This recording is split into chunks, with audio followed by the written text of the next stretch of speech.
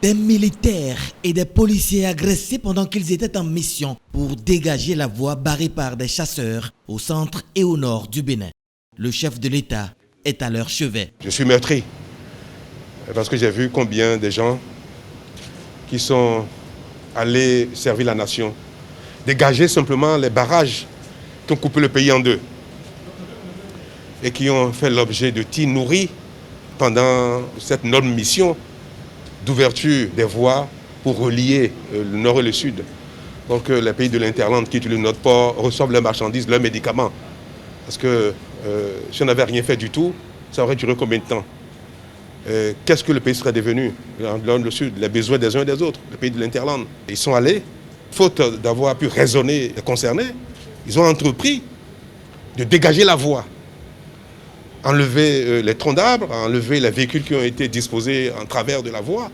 Et pendant qu'ils faisaient, on leur a tiré dessus sans cesse, pendant pratiquement 48 heures. Et avec autant de blessés. Et on entend les gens revendiquer cela pour dire les chasseurs. Un pays dans lequel on dit les gens qui sont formés pour aller à la chasse, pour le gibier, sont armés aussi bien de leurs fusils de chasse que d'armes de guerre pour tirer sur leurs compatriotes et qui ne faisaient rien d'autre que dégager des obstacles. Je crois qu'on a atteint des proportions inacceptables dans la République. Et nous allons tout faire pour que cela ne se répète plus jamais. D'abord, identifier tous ceux qui ont été instigateurs, auteurs, d'une manière ou d'une autre, afin qu'ils répondent de leurs actes, et tous ceux qui ont été manipulés, auteurs également, qui sont les moins fautifs.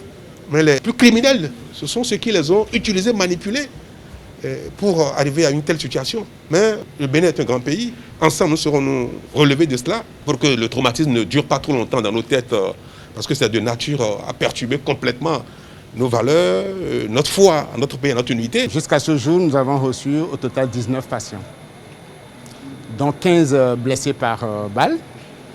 Les autres ont d'autres affections liées justement aux événements. Tous les patients que nous avons reçus, les 15 par balle, les 4 autres qui ne sont pas par balle, ils sont tous stables. Certains d'entre eux ont été opérés, d'autres sont en attente d'être opérés, mais il faut dire que les billes, on ne les extrait pas forcément quand elles existent dans le corps.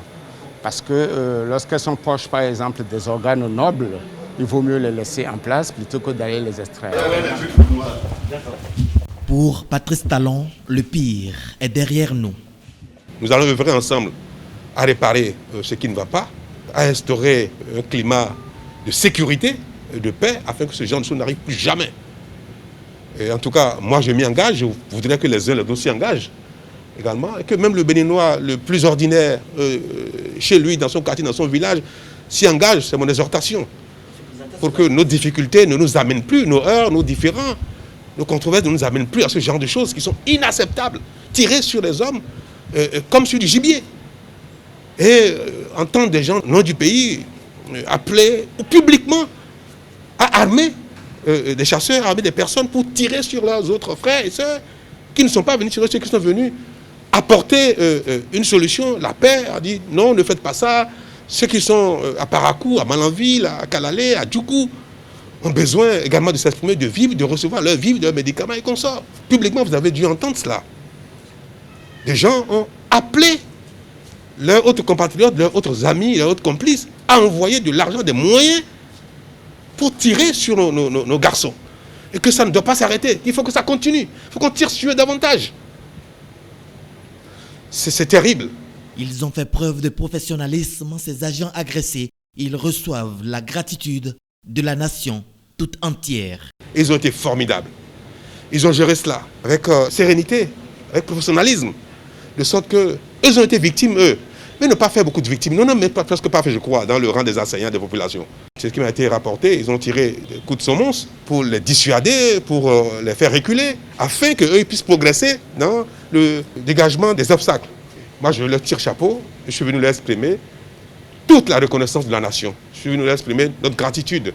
Dire que c'est des héros et que nous saurons leur apporter les soins nécessaires, quel que soit ce que ça va coûter, pour leur établissement prompt, sans séquelles. Et leur dire que nous serons indéfiniment redevables à eux pour cet acte de courage, de bravoure. Ils se sont donnés. Pendant qu'on tirait sur eux, ils avançaient. Pendant qu'on tirait sur eux, ils débarrassaient nos voies de ces obstacles-là pour permettre la circulation. Ils sont admirables. Et ça, c'est le Bénin. Le père de la nation a pris le temps, chaque fois, d'échanger avec les agents blessés et de les rassurer de sa bonne foi et sa disponibilité à suivre de près les soins administrés. Sachez une chose, dans tous les cas, tout sera fait. S'il faut vous évacuer dans un centre plus spécialisé, si c'est nécessaire, tout sera fait sans hésiter. La nation vous êtes reconnaissante que nous ferons tout ce qu'il faut. Et bravo, et encore du courage et merci. En dehors de Cotonou, l'hôpital des instructions de l'armée de Parakou a reçu 9 blessés, dont 3 civils.